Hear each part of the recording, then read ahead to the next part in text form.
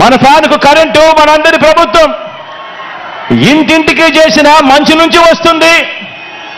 మనం అందించిన నవరత్నాల్లో నుంచి మన ఫ్యాన్కు కరెంట్ వస్తుంది.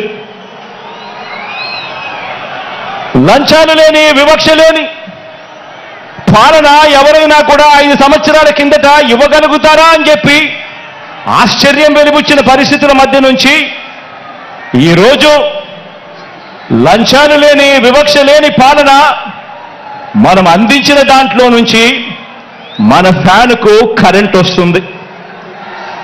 మన ఫ్యాన్కు కరెంటు మాట తప్పకుండా మేనిఫెస్టోను ఓ బైబిల్ గాను, ఓ ఖురాన్ గాను, ఒక భగవద్గీత గాను ఇంతవరకు ఎప్పుడూ కూడా ఎవరూ కూడా చెయ్యని విధంగా మేనిఫెస్టో అంటే చెత్తబుట్టలో వేసే డాక్యుమెంట్ కాదు. మేనిఫెస్టో అనంటే ఒక పవిత్ర గ్రంథం అని భావించి 99% హామీలు అమలు చేసిన ఆ నిజాయితీ నుంచి ఈరోజు మన ఫ్యాన్కు కరెంటు వస్తుంది.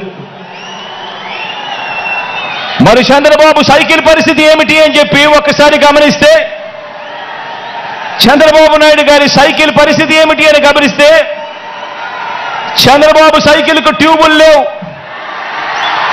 చంద్రబాబు సైకిల్కు టైర్లు లేవు, చంద్రబాబు సైకిల్కు చక్రాలే లేవు. చంద్రబాబు సైకిల్ తుప్పు పట్టిన పరిస్థితిలో ఈరోజు ఉంది. ఆ తుప్పు పట్టిన సైకిల్ను తొక్కటానికి, ఆ తుప్పు పట్టిన సైకిల్ను తోయటానికి ఇవాళ చంద్రబాబు నాయుడు గారికి వేరే పార్టీలు కావాలి. ఇది చంద్రబాబు నాయుడు గారి జాబ్ రిక్వైర్మెంట్. ఎందుకంటే బాబు పేరు చెబితే గుర్తుకొచ్చే ఒక్క మంచి కూడా ప్రజల నోట్లో నుంచి వినపడదు. చంద్రబాబు పేరు చెబితే గుర్తుకొచ్చే ఒక్క స్కీము కూడా ప్రజల నోట్లో నుంచి వినపడదు, కనిపించదు. అందుకే పొత్తుల్లో భాగంగా ముందుగా ఒక ప్యాకేజీ ఇచ్చి ఒక దత్తపుత్రుని తెచ్చుకున్నాడు ఈ పెద్ద మనిషి చంద్రబాబు నాయుడు. దత్తపుత్రుని ఎందుకు తెచ్చుకున్నాడంటే, ఈ ప్యాకేజీ స్టార్ అయితే సైకిల్ సీటు తనకు కావాలని అడగడు, తన వారికి సీట్లు ఇవ్వకపోయినా కూడా ఈ పెద్ద మనిషి, ఈ దత్తపుత్రుడు అడగనే అడగడు. ఎందుకు ఇన్ని తక్కువ సీట్లు నాకు ఇస్తున్నావు అని చెప్పి అంతకన్నా క్వశ్చనే చెయ్యడు. కావాలంటే తాను తాగుతా ఉన్న టీ గ్లాస్ కూడా బాబుకే ఇచ్చేస్తాడు. చంద్రబాబు సిట్ అంటే కూర్చుంటాడు, చంద్రబాబు స్టాండ్ అంటే నిలబడతాడు. సైకిల్ను ఎప్పుడు దిగమంటే అక్కడ దిగుతాడు, ఎప్పుడు సైకిల్ను తోయమంటే అప్పుడు తోస్తాడు. పొత్తుల్లో ఉండమంటే పొత్తుల్లో ఉంటాడు, విభేదించినట్టు డ్రామాలు ఆడమంటే రక్తి కంటిచ్చే డ్రామా కూడా ఆడుతాడు. వెనకటికి చంద్రబాబు నాయుడు లాంటి నాయకుడిని ఎవరో అడిగారట. వెనకటికి చంద్రబాబు నాయుడు గారి లాంటి నాయకుడిని ఎవరో అడిగారట, అయ్యా పరిపాలన చేసేవారు కలకాలం గుర్తుండాలంటే ఎలాంటి పనులు చేయాలి అని చెప్పి అడిగారట.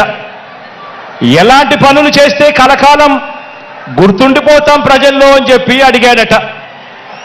అప్పుడు ఆ బాబు ఏం చెప్పాడంటే, ప్రజలకు అన్నం పెడితే అరిగిపోతుంది, ప్రజలకు చీర కొని పెడితే చిరిగిపోతుంది, ప్రజలకు ఇల్లు కట్టిస్తే కూలిపోతుంది, కర్రు కాల్చి వాత పెడితే మాత్రమే ప్రజలకు కలకాలం గుర్తుంటుందని ఆ బాబు చెప్పాడట. ఈ 14 ఏళ్ళు సీఎంగా ఉన్న బాబు కూడా అలాంటోడే. 14 ఏళ్ళు ముఖ్యమంత్రిగా ఉన్న ఈ చంద్రబాబు కూడా అలాంటోడే. అదే చేశాడు. అలాంటి బాబు ఎంతమందితో పొత్తులు పెట్టుకున్నా, ఇలాంటి ఈ చంద్రబాబు ఎంతమందితో కూడా పొత్తులు పెట్టుకున్నా కూడా ఈ చంద్రబాబు నాయుడు గారి పరిస్థితి సున్నా. ఈ 0 ఇంటూ ఎన్ని పొత్తుల్లో ఎన్ని పార్టీలున్నా కూడా దాని విలువ ఒక బోడి 0నే.